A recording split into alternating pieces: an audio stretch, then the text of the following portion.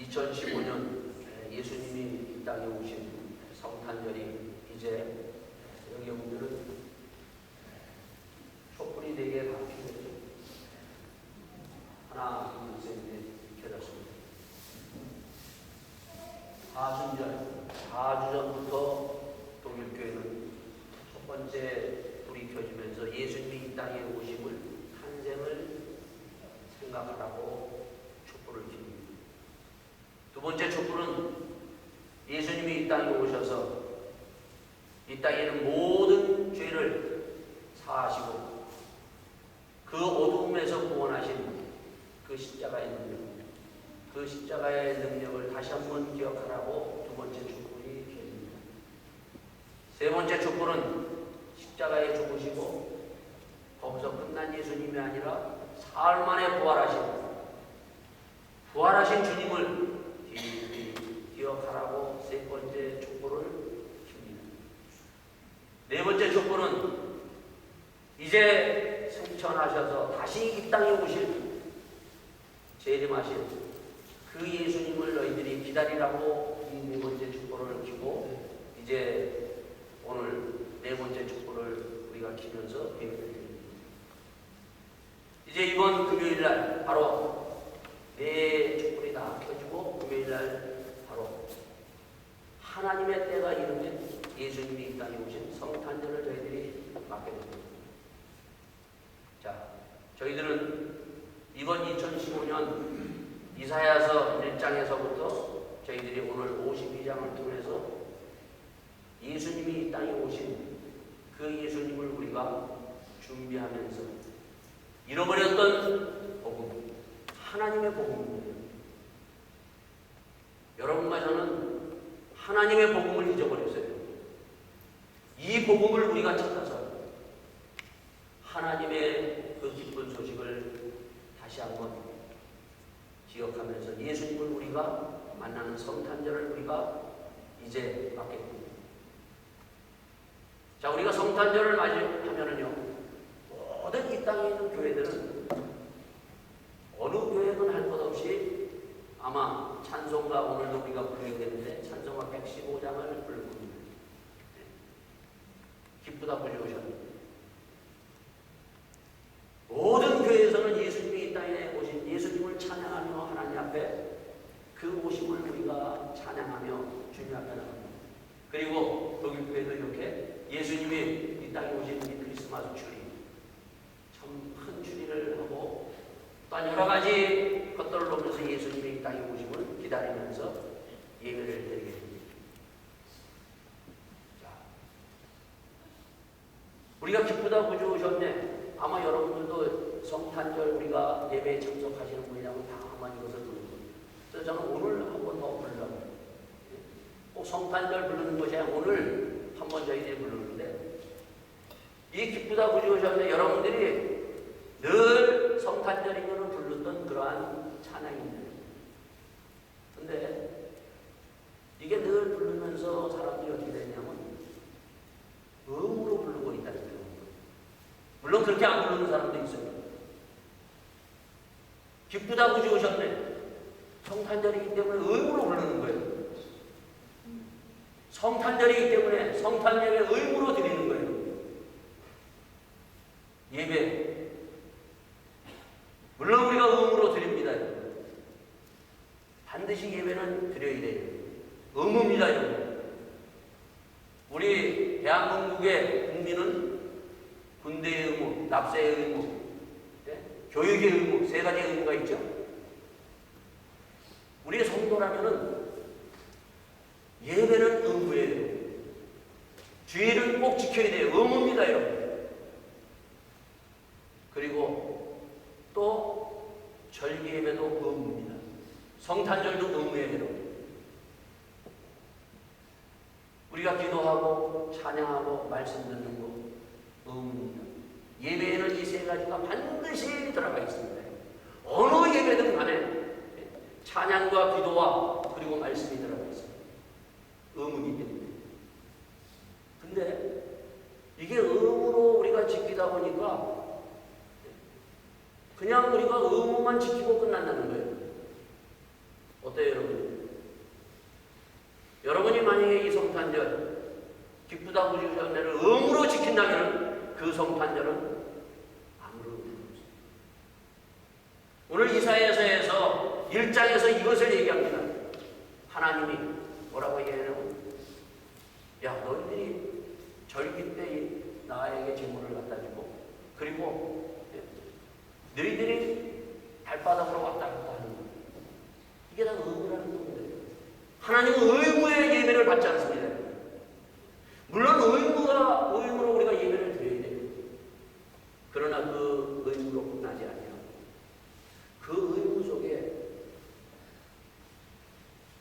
믿음이 있어야 되고, 그 의무 속에 하나님 앞에 순종이 있어야 되고, 그 의무 속에 기쁨이 있어야 되고, 그 의무 속에 우리의 순종과 도전이 있어야 돼요. 의무로 드려지는 찬양. 오늘 너무나도 우리는 의무로 드려지기 때문에 교회에서 성탄절 받냐면 의무로 우리가 성탄 예배 드리고, 그리고 찬양하고 마칩니다. 우리가 때로는 의무로 드릴 때 보면 아무런 거기에는 감동이 없습니다. 기쁨도 없습니다. 거기에 우리의 삶의 변화도 없습니다. 이제는 여기에서 깨어라고 얘기합니다. 오늘 본문 이사야서 52장에 뭐라고 얘기합니까? 시온이여 깰지어다. 시온이여 깰지어다. 깰지어다 얘기합니다. 너희들이 의무로만 너희들이 이렇게 예배 드리지 말고 정말 너희들이 깨어서 하나님의 복음, 그 복음의 기쁜 소식을 너희들이 듣고 그 기쁜 소식으로 돌아오려는 겁니다.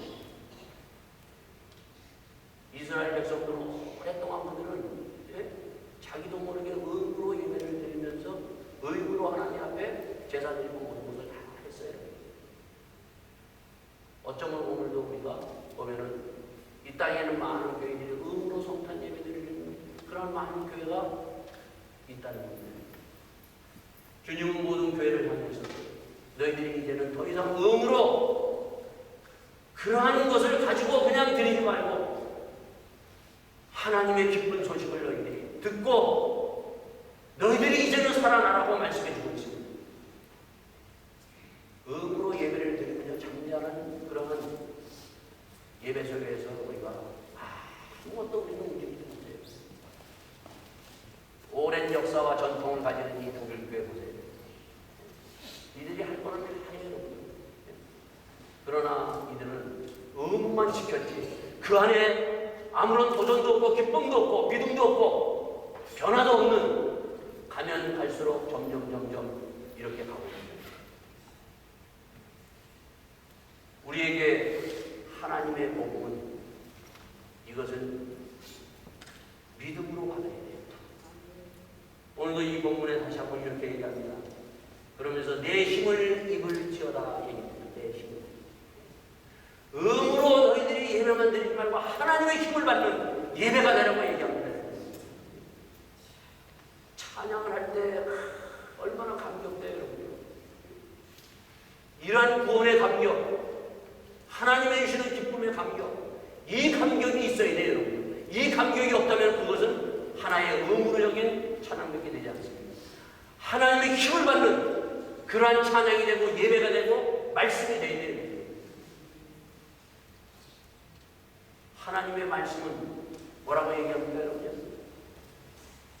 히브리서 4장에 보면 하나님의 말씀은 살아있고 운동력이 있다고 얘기하고 있습니다. 우리의 영과 혼을 쪼개고 우리의 관절을 쪼개는 말씀은 힘입니다, 여러분. 하나님의 말씀이 들릴 때 그게 우리가 그 앞에서 내가 열린대.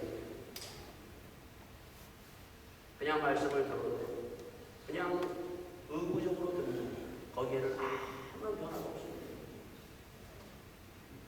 예수님이 이 땅에 오셔서 이 이사야서는 예언의 말씀이 그대로 이루어진 말씀입니다. 이사야서에 보면은 계속해서 우리에게 이렇게 얘기하고 있습니다. 하나님의 말씀이 어떤 말씀인가?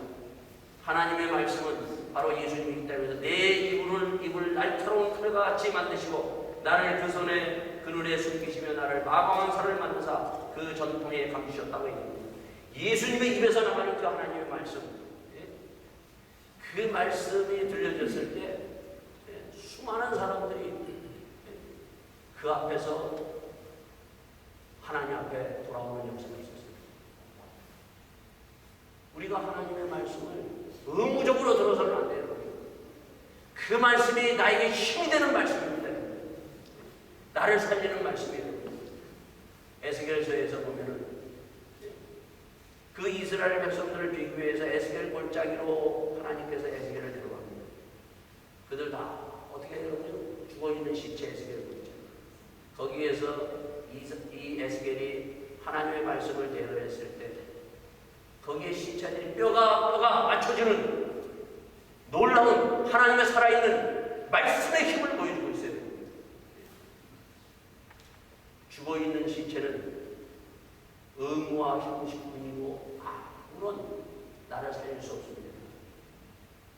내 힘을 입으라고 얘기하고 있습니다. 하나님의 힘을 입어야 돼요.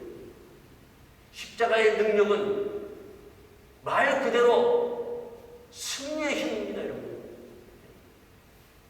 그 십자가의 능력이 나에게 임해야 돼요, 여러분.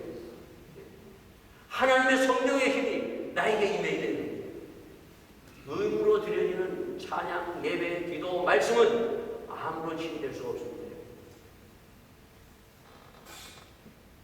오늘 이러한 힘을 잃어가려고 있는 교회들을 향해서 시온이여 깰지어다. 시온의 교회, 시온 교회여 깰지어다. 우리 교회가 깨어야 돼요. 하나님의 힘을 입어야 돼요. 그래 일어나야 돼요.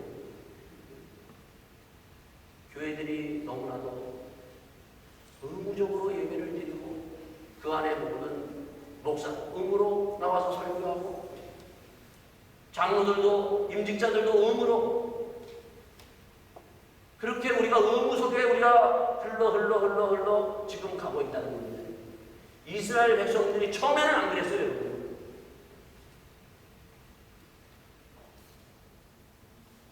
여러분 15년 뒤에 한국의 거리 어떠한 것인가?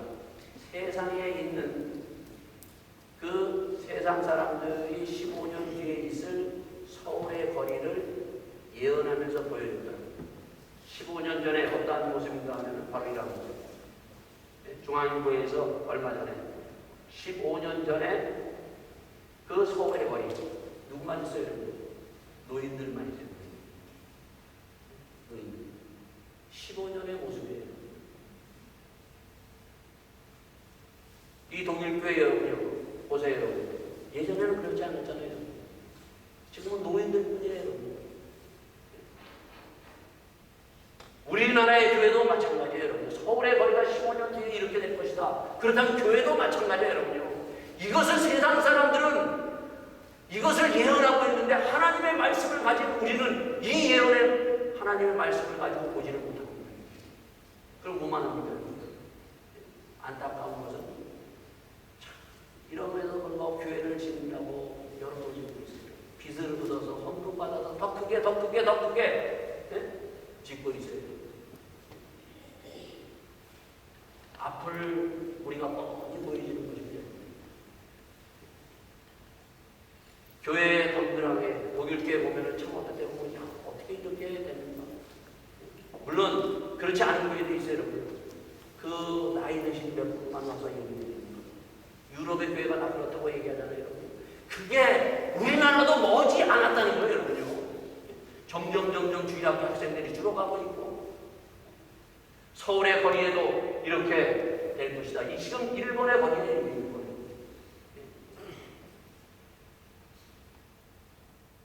하나님의 복음에 우리가 깨어나야 돼요, 여러분. 깨어서 우리가 어떻게 해야 될 것인가? 여러분들이 혹시 지금 그 찬송가 새로 나온 새 찬송가 가지고 계신 분 무슨 분이에요? 찬송가 성경 다 우리는 교회에서 성경 찬송을 안 바꾸죠. 우리가 옛날 거 사도신경 다 하고 새로운 거 가지고 계신 분. 이거 전량폐입니다. 전량폐기예요. 이게 한국 교회가 하는 일이에요. 얼마 전에 이게 서로 싸워가지고 법원에 올라갔어요. 한국 법원에. 그래가지고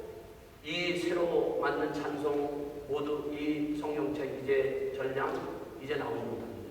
법원에서 내렸어요. 왜 그랬는가 여러분요? 이권 때문에, 돈 때문에 여러분. 이거 왜 바꿔야 되는지. 뭐 서로 이걸 바꿔야 된다고 해서 교회가 한국에는 이미 다 바꿨어요. 여러분, 한국에서는. 그런데 이제 더 이상 이것을 만들지 못해요.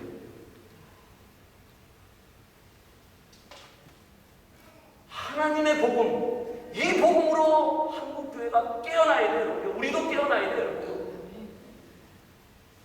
예수님이 이 땅에 오셔서 예루살렘 성전에 들어가서 그 성전을 엎으셨던 거 왜 그래요? 그 바리새인과 서기관들 그리고 그들이 종교인들이 그들은 돈에 붙들려 있었다.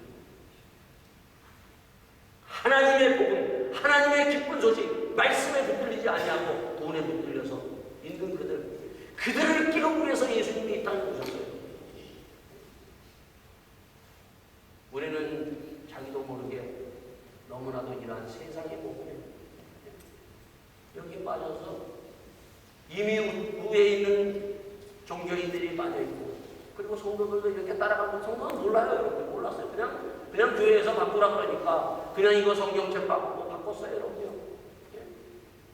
바꿨는데 다시 또 바꿔야 돼요. 사도신경 다시 새로운 거 했는데 외웠는데 주기도문 다시 외워야 돼요. 여러분. 이것이 얼마만큼 우리의 세상 복음이 교회 안에 이렇게 들어와 있는가를 절실하게 보여주고 있는 것입니다. 하나님의 복음으로 우리가 전신갑주를 입어야 돼요. 깨어나야 돼요. 하나님의 힘을 받아야지. 세상의 힘을 받으면 이러한 것들이 나도 죽고 교회도 죽고 다 죽습니다. 오늘도 우리에게 외칩니다. 하나님의 이 복음, 이것을 너희들이 의무로 드리지 말고 정말 하나님의 복음을 너희들이 가지고 힘을 얻어서 깨어서 그 하나님의 말씀 가운데 너희들이 쓰라고 말씀해 주고 있습니다. 뭐라고 얘기하고 있습니까? 52장에 그 뒤에 보면은 이렇게 얘기합니다. 아름다운 옷을 입을지어다. 예루살렘이여 너희들이 이 아름다운 이 땅에 오신 예수 그리스도의 그 복음의 소식으로 너희들이 옷을 입을지어다. 그러면서 할례받지 않는 자와 부동한 자는 다시는 내게로 들어옴이 없을 것임이라고 얘기하고 있습니다. 할례받지 않는 자와 부정한 자는 다시 내게 들어올 수 없다. 물과 성령으로 거듭나지 아니하고 예수님의 보혈의 능력으로 너희들이 죄사함을 받지 않는 자는 하나님의 나라에 들어갈 수 없다. 누구나 다 들어가는 게 아니에요. 교회 나와서 우리가 의무적으로 그냥 예배만 드렸다고 해서 다 우리가 하나님의 나라에 들어가는 것이 아니라는 것을 이 예언의 말씀으로 우리에게 똑똑히 들려주고 너희들이 깨어라. 하나님의 힘으로 너희들이 다시 한번 아름다운 옷을 복음으로 너희들이 입으라고 말씀해주고 있습니다. 세상에 이 복음을 우리가 갈아버려야 돼요. 벗어버려야 돼요. 하나님의 복음을 우리가 입고 나가지 않으면 우리는 하나님의 그 길을 우리가 갈 수 없습니다.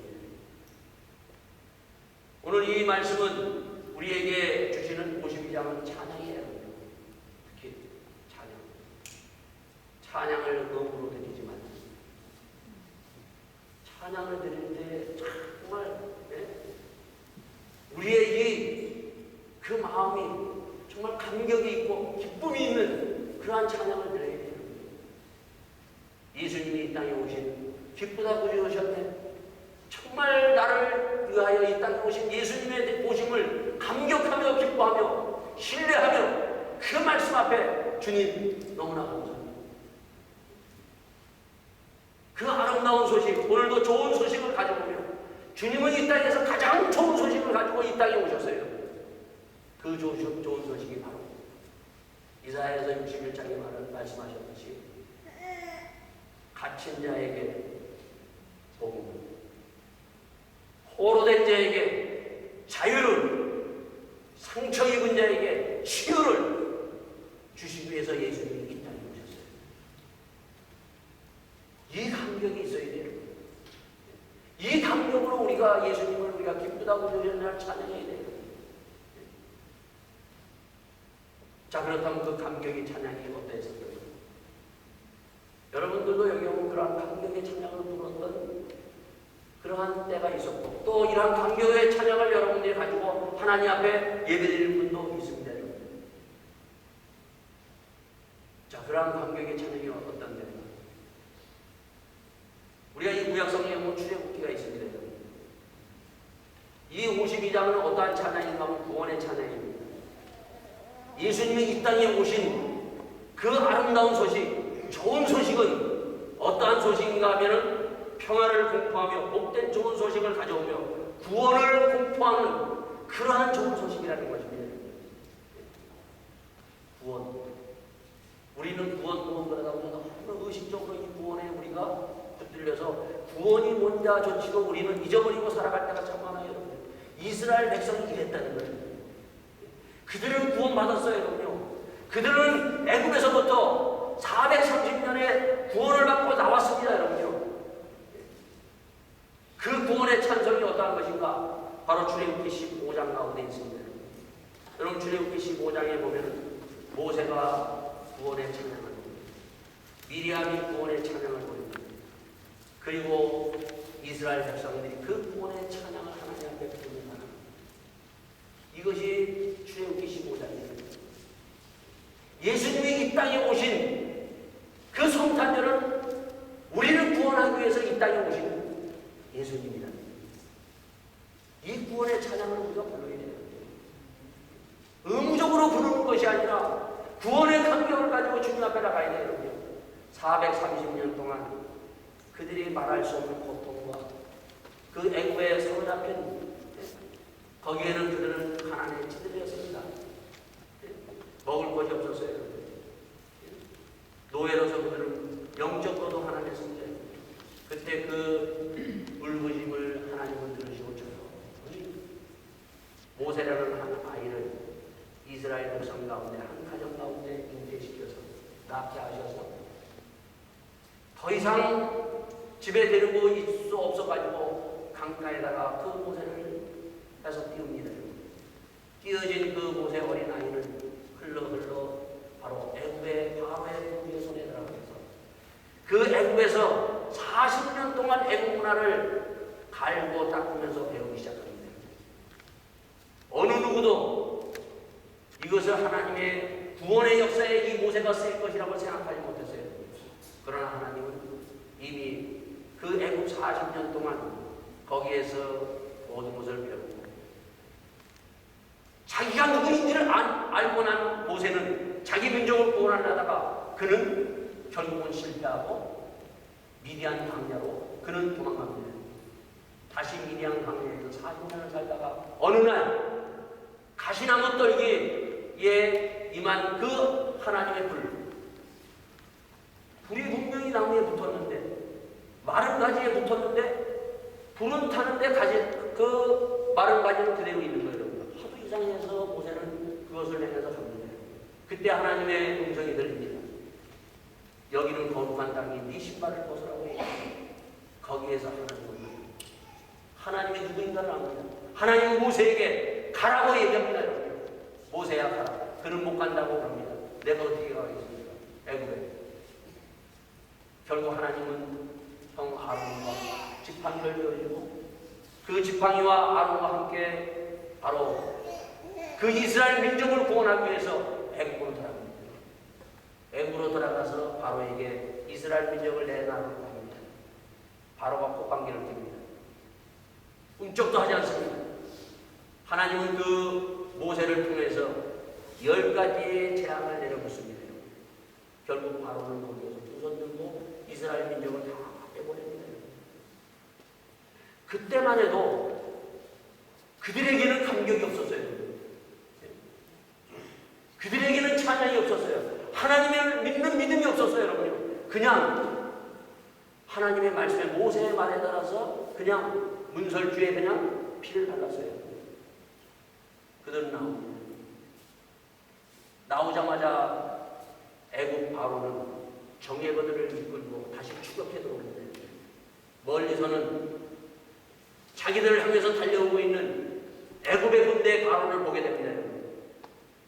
그러나 더 이상 갈 수 없는 바로 홍해 앞바다에 서게 됩니다. 뒤로 갈 수도 없고 앞으로도 갈 수 없는 그러한 절망의 그 자리에서 하나님 모세의 그 지팡이를 통해서 홍해가 갈라집니다. 길이 없는 가운데서 바닷물을 바로 달리셔서 이스라엘 백성들이 글로 돌아갑니다. 얼마나 두렵고 떨리는 마음으로 돌아가셨겠어요. 거기까지도 그들에게 믿음이 없었어요. 그냥 나오니까 나오는 것마다 라고들 다 생각을 했어요. 여러분. 그들이 다 건너고 뒤따라 들어왔던 그 애굽의 군대 정예부대가 들어와서 다 들어왔을 때 하나님은 다시 그 물을 홍해 바다를 원위치로 만들셨어요. 그 정예부대는 그 물 위에 꼼짝도 하지 못이 그들은 다 물에 수장되고 말합니다.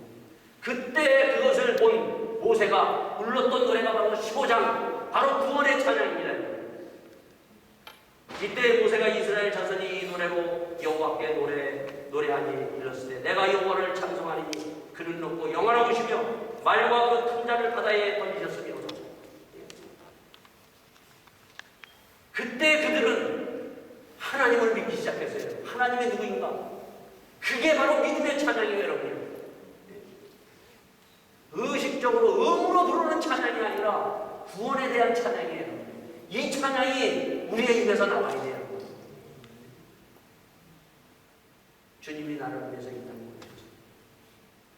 그 어두움과 그 정말 이 땅에서 사망과 죽음에서 갇혀있는 나를 끄집어내서 나를 하나님의 자손으로 만드신 그 주님이 그 십자가에서 승리하신 그 십자가의 능력, 그 십자가의 찬양을 부를 때 가슴이 우리가 타오르는 겁니다.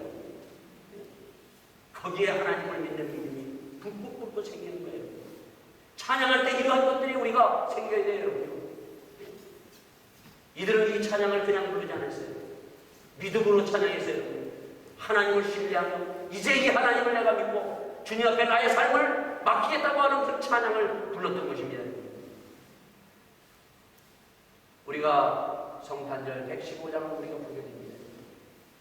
그 찬양은 바로 모세가 불렀던, 미리암이 불렀던, 이스라엘 백성들이 불렀던, 홍해 앞에서 불렀던 바로 이 찬양이에요, 여러분. 음으로 부르지 아니하고 이 구원의 찬양을 주님 앞에 우리가 마음껏 부르며 영광 돌리는 여러분과 저가 될 수 있기를 바라겠습니다. 그래서 미리 오늘 저희들이 찬송가 115장을 이 말씀이 끝나고 난 다음에 불러보니다. 하나님 나에게 음으로 부르는 찬양이 아니라 정말 기뻐하며 주님의 오심을 찬양하며 주의 구원을 내가 찬양하겠나이다. 주님 나의 이 마음을 열어주셔서 하나님 이제는 음으로가 아니라 하나님을 믿고 하나님을 신뢰하며 나를 맡길 수 있는 그러한 믿음의 사람으로 내가 찬양하며 나가겠습니다. 이러한 찬양을 함께 부르는 여러분과 제가 될 수 있기를 바라겠습니다. 그러면서 오늘 이 기사에서 뭐라고 얘기합니까? 이 구원의 찬양은 우리에게 이렇게 얘기합니다. 좋은 소식을 가져오며 평화를 공부하며 복된 좋은 소식을 가져오며 구원을 공부하며 시온을 행하기를 내 하나님을 통치하신다 하는 자의 산을 넘어 발이 어찌 그리 아름다운 거 얘기하고 있습니다. 자, 두 번째는 뭔가 하면 평화예요. 평화. 예수님이 이 땅에 탄생하실 때 누가복음에서 뭐라고 해요? 하나님께 하늘에서는 지극히 높은 곳에는 하늘의 영광이고 이 땅에서는 평화로 이 땅의 평화를 이루기 위해서 이 땅에 오셨어요. 평화. 도대체 이 평화가 무엇인가? 이 평화가 이 시온 재단에 임해야 돼요. 여러분의 가정에 임해야 돼요. 이 놀라운 기쁜 소식이 우리의 가정 가운데 평화가 임해야 돼요. 그리고 뿐만 아니라 우리의 삶 가운데 이 평화가 이루어져야 돼요. 말로만이 아니라 의무적으로가 아니라 이 힘을 입으라고 얘기하고 있습니다.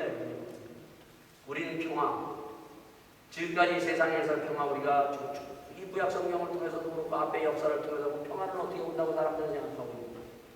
그들은 속고 그들은 평화가 내가 강해지면 평화가 온다고 생각해요. 자, 애굽이 강한 나라였어요. 지금은 별 볼 일 없는 나라였는데 애굽이 강한 나라죠. 바벨론도 강한 나라죠. 아수르도 강한 나라죠. 로마도 강한 나라예요. 그들이 세계를 지배하면은 평화가 온다고 해요. 그들은 생각했어요. 평화가 왔습니까? 안 왔습니다. 우리나라에서도 보면은 내가 대통령이 되면은, 내가 정권 잡으면은 평화가 올 거라고 다들 외치면서 그들은 얘기했어요. 평화가 왔어요? 안 왔어요. 그들은 속고 있어요. 내가 강해지고, 내가 많아지고, 내가 강하면은 평화가 올 거라고 생각했어요. 그런 평화가 아니라는 것입니다. 우리는 내가 잘 살고, 내가 모든 것을, 많은 것을 가지고, 내가 명예와 권력을, 많은 것을 가지면 평화가 올 것이라고 생각합니다, 여러분. 그러나 그것이 아닙니다. 예수님이 이 땅에 오시는 건 바로 평화를 이루기 위해서 오셨어요.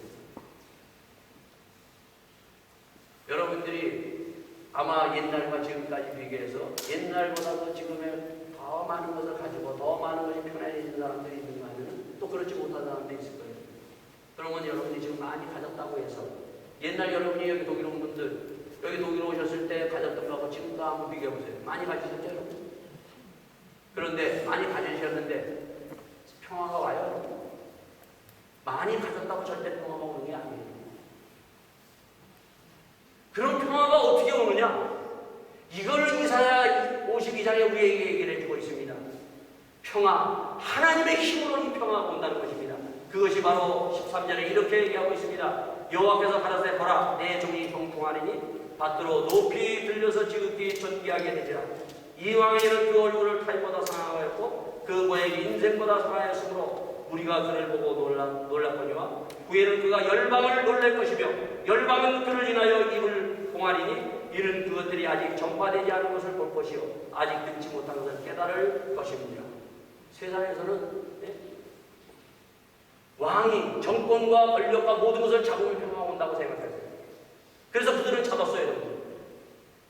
예수님이 이 땅에 만왕의 왕으로서 이 땅에 오셨어요. 평화는 어떻게 오는가? 평화는 바로 예수님의 십자가의 능력, 고난받는 종으로 이 땅에 오셨다. 평화는요, 바로 십자가의 능력으로 온다. 내 가정에 오늘 평화를 원하신다면 이 십자가의 능력을 여러분들이 믿고 하나님의 주시는 평화를 얻는 귀한 가정이 될 수 있기를 바라겠습니다. 평화는 내가 많은 것을 가지고 내 힘으로 이루어지는 것이 아니고 예수님의 십자가의 능력으로 나에게 평화가 옵니다. 용서할 수 없는 사람은 용서하게 됩니다. 많은 것을 가지면 가질수록 우리는 용서하지 못해요. 더 많은 것을 갖고 가진 자가 더 많은 것을 얻기 위해서 짓누르고 자기 것을 얻기 위해서 더 우리는 짓밟고 나갑니다. 이 힘이 아니라 십자가의 능력을 너희들이 덧입으라고 얘기하고 있습니다. 예수님이 이 땅에 오심은 바로 이 평화를 주기 위해서 오셨어요. 주님, 이 평화가 이 시온제단에 이루어지게 하여 주시옵소서. 이제 2015년 한 해가 남았어요. 한 번 남았어요. 한 주일. 아직까지도 여러분의 가정 가운데 평화를 누리지 못한다면 예수님의 십자가의 능력으로 부부 사이에서, 부모와 자식 간에, 그리고 남편과 아내, 그리고 성도와 성도 간에, 이웃 간에 십자가의 능력으로 내가 죽고 그 십자가의 능력으로 하나님의 평화가 임하는 귀한 가정이 되고, 그리고 교회가 되고 이웃이 되기를 예수 이름으로 축원드리겠습니다. 이 시간 다 같이 함께 기도합시다. 주님이 왜 이 땅에 오셨습니까? 오늘도 우리에게 시온교회 장로들이여 목사여, 그리고 임직자들이여, 그리고 교인들이여 깨지어다. 하나님의 힘, 복음의 힘, 말씀의 능력, 십자가의 능력을 너희들이 입으라고 얘기하고 있습니다. 다시 한번 주님, 이 능력을 던지기를 원합니다. 주님 앞에 우리가 소원하며 주의 오심을 기뻐하며 나가는 우리 모두가 될 수 있기를 바랍니다. 기도하시겠습니다. 아버지 하나님, 주님, 너희 교회를 내린다고 합니다. 오늘도 아버지 하나님 주님을 주님, 저희들이 의무적으로 아버지 하나님 신앙생활을 십자가의 능력을 아버지 의무적으로 아버지 하나님 주여 아버지 하나님 저희들이 아버지 하나님 말하는 자가 아니라 이 십자가의 능력이 아버지 하나님 주의 몸된 재단에 저희의 가정 가운데 임하게 하여 주시옵소서. 나에게 임하게 하여 주시옵소서. 이 십자가의 능력으로 말미암아 하나님의 평화가 아버지 하나님 이루어질 놀라운 아버지 은혜를 덧입게 하여 주시옵소서. 주님 붙드시고 인도하여 주시옵소서.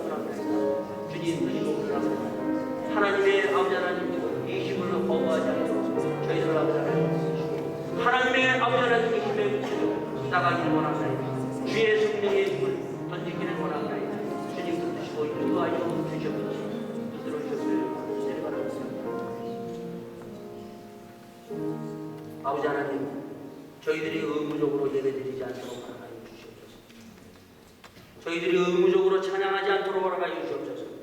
주님 저희들이 의무적으로 예수님의 십자가를 아버지 하나님 말하지 않도록 허락하여 주시옵소서. 그 십자가의 능력이 나에게 임하여 주시옵소서. 하나님의 말씀의 힘이 우리 한 사람 한 사람에게 임하여 하나님의 평화가 하나님의 구원이 임하는 놀라운 성령의 역사가 이루어지게 하여 주시옵소서. 이 땅에 오신 주님을 찬양합니다. 주님 저희들이 이 주의 말씀을 다시 한번 아버지 하나님 붙들고 주의 주시는 그 믿음 가운데 설 수 있도록 저희의 찬양을 아버지 하나님 받으시고 인도하여 주시옵소서. 모든 것을 주님 앞에 의탁하며 이 모든 말씀을 주 예수 그리스도를 받도록 기도하옵나이다. 이 시간 저희들 같이 찬송가 115장 찬송합니다.